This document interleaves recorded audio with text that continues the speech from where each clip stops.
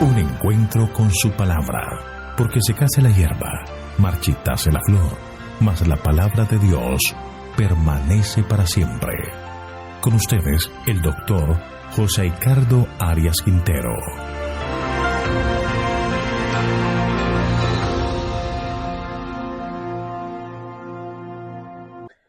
Vamos a estudiar Zacarías capítulo 2, llamamiento a los cautivos.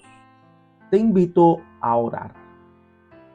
Querido, eterno y bondadoso Dios, gracias te damos, Señor, porque tú eres un Dios bondadoso, porque tu misericordia nos ha guiado y nos ha conducido por sendas de amor, de justicia, de verdad. Al abrir la Escritura, Señor, solicitamos que tu bendición esté con nosotros, que tu Espíritu Santo sea nuestro Maestro, para que al estudiar este capítulo de Zacarías podamos aprender más y más de ti. Gracias, Señor, por todo lo que nos das. Gracias por tus bondades, pues lo pedimos en el nombre de Jesús. Amén. El libro de Zacarías es uno de los más enigmáticos de la Biblia, y si lo juntamos con el libro de Daniel, se convierte en el Apocalipsis del Antiguo Testamento. Este libro en sus primeros 6 capítulos contiene 8 visiones que le fueron dadas como mensajes para el pueblo de Israel, para que tuvieran presente que el Señor estaba con ellos. La presencia de Dios en medio de su pueblo es lo que hace más relevantes estas visiones. Hemos estudiado ya 2 visiones, la del hombre entre los mirtos, en que el Señor actúa en favor de su pueblo, y la segunda visión es la de 4 cuernos y 4 carpinteros, donde el Señor manifiesta la intención de restaurar todo. El capítulo de hoy vamos a estudiar la tercera visión, el hombre con el cordel de medir. En esta se presenta el triunfo del plan de Dios.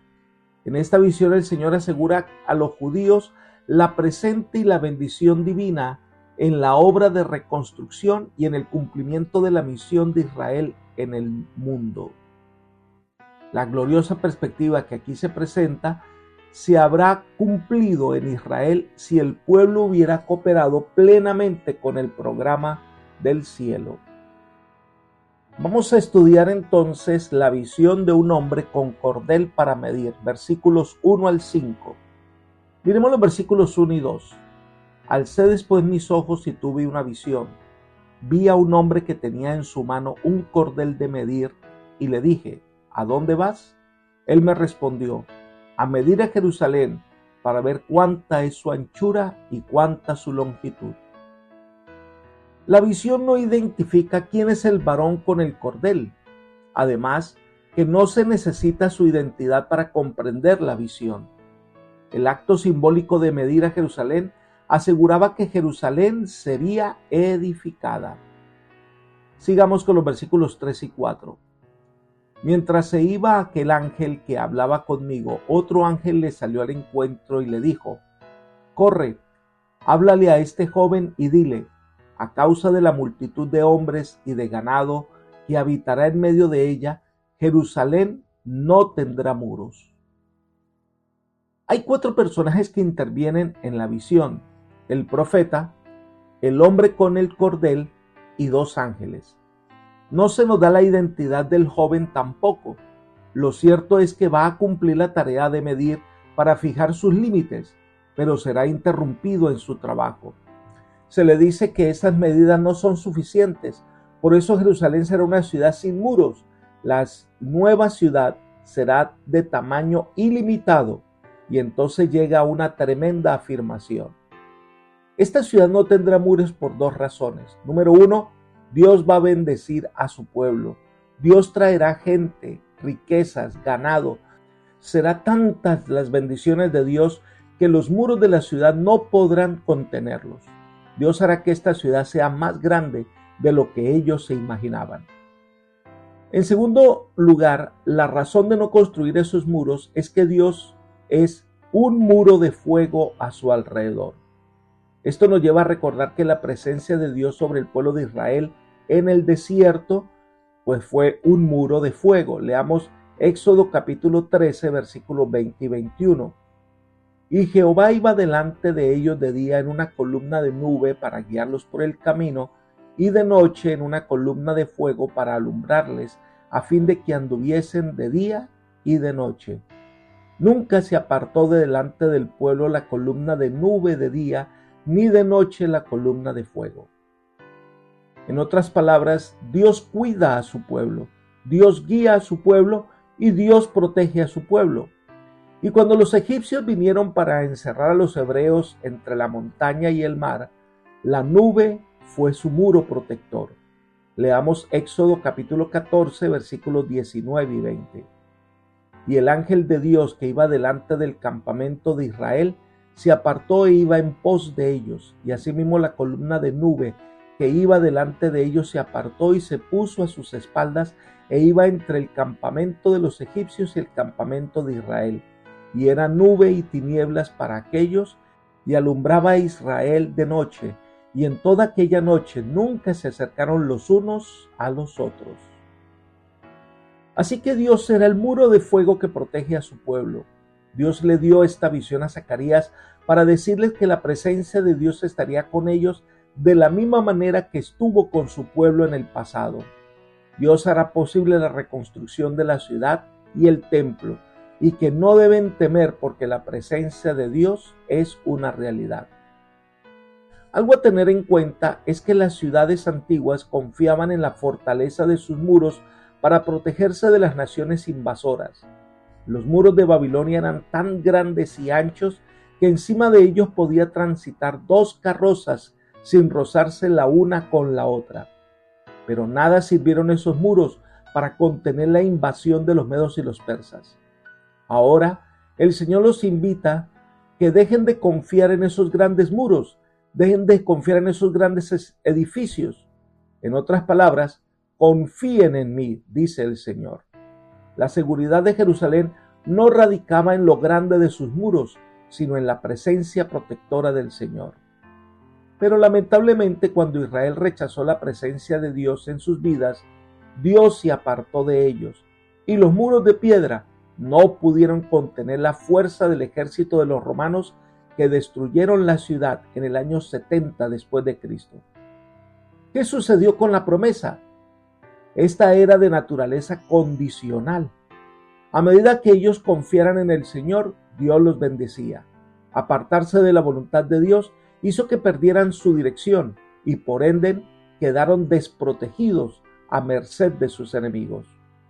Ahora, las promesas y las bendiciones que Israel por su rebelión no pudieron aplicarse son ahora para la iglesia de Dios de esta época.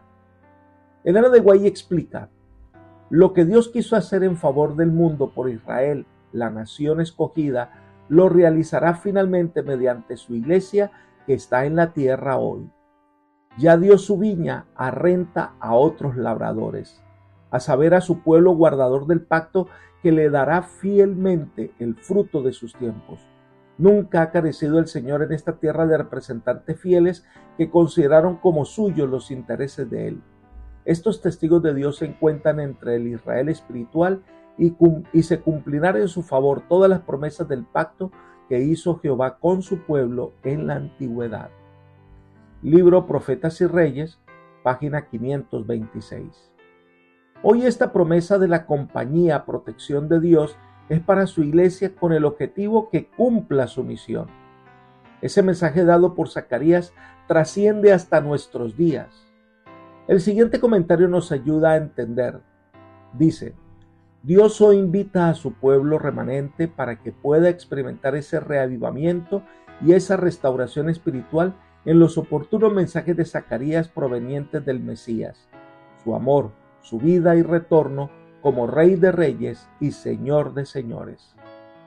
Philip G. Saman, Retratos de Jesús, página 32. Sigamos estudiando Zacarías capítulo 2. Dios hace un llamado a su pueblo a volver a Jerusalén, a volver a la tierra que les da por herencia. Esta es la sección que va del versículo 6 hasta el versículo 9. Leamos los versículos 6 y 7. Huid de la tierra del norte, dice Jehová. pues por los cuatro vientos de los cielos os esparcí, dice Jehová. Sión, tú que moras con la hija de Babilonia, escápate. Dios llama a su pueblo: salgan, salgan, huyan del país del norte, afirma el Señor. Este pueblo fue esparcido por la tierra como nación, ya no existen, pero Dios los llama a que vuelvan porque va a volver a levantar a su nación. Dice: Sión, tú que habitas en Babilonia, sal de allí, escápate. Dios ahora los llama para que salgan de Babilonia y vuelvan a la Jerusalén que Dios les restaurará. Este llamado es el mismo que reciben los fieles hijos de Dios en el momento crítico y final de la historia, cuando la Babilonia espiritual sea destruida. Leamos Apocalipsis capítulo 18, versículos 2 y versículo 4. Y clamó con voz potente diciendo: ha caído la gran Babilonia, y se ha hecho habitación de demonios y guarida de todo espíritu inmundo, y albergue de toda ave inmunda y aborrecible. Y oí otra voz del cielo que decía: salid de ella, pueblo mío, para que no seáis partícipes de sus pecados, ni recibáis parte de sus plagas. Aquellos que acepten la invitación del Señor de salir de Babilonia van a recibir la vida eterna y podrán morar en la nueva Jerusalén. Los verdaderos hijos de Dios escucharán el llamado, reconocerán la voz de Dios, reconocerán su llamado y acudirán prestamente.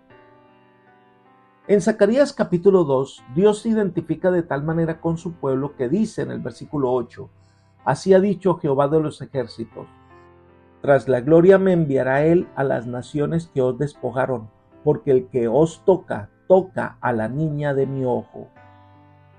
La palabra hebrea que se usa para hablar de la niña del ojo es babaj, que significa globo ocular. El ojo es supremamente sensible a cualquier cosa, cualquier partícula que le llegue produce irritación. Los ojos es algo que cuidamos y defendemos cuando alguien o algo trata de introducirse en ellos. Una referencia similar la encontramos en Deuteronomio capítulo 32, versículo 10. Porque la porción de Jehová es su pueblo, Jacob la heredad que le tocó. Le halló en tierra de desierto y en yermo de horrible soledad. Lo trajo alrededor, lo instruyó, lo guardó como a la niña de su ojo. El asunto es claro. Dios es muy sensible y amante con nosotros, y cualquiera que intente atacar o hacer daño a su pueblo es como si tratara de introducir algo en sus ojos. Dios es un Dios que protege a su pueblo, es un Dios que es sensible y nos valora tanto como una persona cuida sus ojos. Él se identifica íntimamente con su pueblo. De la misma manera, cada hijo de Dios que cumple fielmente la tarea encomendada por Dios se enfrentará a una fuerte oposición, pero el Señor está a su lado y nada podrá afectarle. Elena de White dice: el cielo está muy cerca de aquellos que sufren por causa de la justicia. Cristo identifica sus intereses con los de su pueblo fiel, sufre en la persona de sus santos, y cualquiera que toca a sus escogidos le toca a él. El poder que está cerca para librar del mal físico como de la angustia está también cerca para salvar del mal mayor, para hacer posible que el siervo de Dios mantenga su integridad en todas las circunstancias y triunfe por la gracia divina. Libro Profetas y Reyes, página 400. Dios nos cuida mucho, más de lo que un hombre protege sus ojos. Sigamos estudiando Zacarías capítulo 2. Ahora el versículo 9. Yo alzo mi mano sobre ellos y serán saqueados por sus propios siervos. Así sabréis que Jehová de los ejércitos me envió. Agitar las manos significa ejercer poder. El Señor promete alterar las cosas de modo que aquellos a quienes Israel había servido se convierten en despojo para su pueblo. Y el profeta reafirma que este mensaje fue enviado directamente por Dios y que estas promesas se cumplirán. Y termina el capítulo 2 con una nota de victoria y salvación. Es la sección que va del versículo 10 hasta el 13. El Señor restaura a su pueblo. Leamos los versículos 10 y 11. Canta y alégrate, hija de Sión, porque yo vengo a habitar en medio de ti, ha dicho Jehová. Muchas naciones se unirán a Jehová en aquel día, y me serán por pueblo, y habitaré en medio de ti, y entonces conocerás que Jehová de los ejércitos me ha enviado a ti. Se aconseja a Sión que se alegre en vista de la gloriosa perspectiva. Se repite 2 veces que Él va a habitar con su pueblo. Dios poseerá a su pueblo, Dios restaurará a su pueblo, Dios protegerá a su pueblo, Dios habitará con su pueblo, Dios prosperará a su pueblo, y allí se manifestará la gloria de Dios. El plan de Dios era que Israel se convirtiera en la diadema de la gloria del mundo. Dios tenía el propósito de que personas de todas las naciones se sintieran inducidas a unirse con el Señor cuando observaran la prosperidad de Israel y las ventajas de servir al Dios verdadero. Y terminamos con los versículos 12 y 13. Jehová poseerá a Judá, su heredad en la tierra santa, y escogerá aún a Jerusalén. Que calle todo el mundo delante de Jehová, porque Él se ha levantado de su santa morada. Es el único pasaje de la Escritura que se menciona a Sión como tierra santa y tiene que ver con el hecho de que será el sitio del trono terrenal del Mesías. Dios está actuando en favor de su pueblo. Como una anticipación de estos sucesos grandiosos y gloriosos, se exhorta al mundo a que espere con el debido temor y reverencia. Se asegura que Dios mismo se levanta de su estado de aparente inactividad para castigar los imperios y para salvar a su pueblo. Todas estas promesas maravillosas eran para Israel un nuevo comienzo, una nueva experiencia con Dios, un nuevo pacto. Sin embargo, Israel no cumplió fielmente su parte del pacto. Elena de White comenta: si Jerusalén hubiese conocido lo que era su privilegio conocer y hecho caso de la luz que el cielo le había enviado, podría haberse destacado en la gloria de la prosperidad como reina de los reinos, libre en la fuerza del poder dado por su Dios. El glorioso destino que podría haber exaltado a Jerusalén si hubiese aceptado a su Redentor. Libro deseado de todas las gentes, página 529. Las promesas que Dios le dio a Israel eran condicionales. Al no cumplir con su parte del pacto, estas promesas de Dios ahora son dadas a la iglesia de Dios de los últimos días. Ya Jerusalén no es el centro de la historia del mundo. El privilegio otorgado por Dios fue dado ahora a su iglesia, y estas promesas de estar en su reino se cumplirán cuando Cristo venga por segunda vez. Apreciado amigo y hermano, Dios desea que hoy podamos escuchar su llamado de amor y le aceptemos como nuestro único y suficiente Salvador. Que sigamos las indicaciones divinas, que sigamos sus sendas. El Señor está sobre nosotros, nos cuida y nos defiende. Hoy puedes experimentar su amor y su cuidado. Hoy el Señor desea otorgarte los más ricos dones del cielo. Hoy es un día especial para ti, pero es nuestra respuesta lo que Él espera. Que el Señor te bendiga y te guarde, y te guíe por sendas de paz, es mi oración por ti. Amén.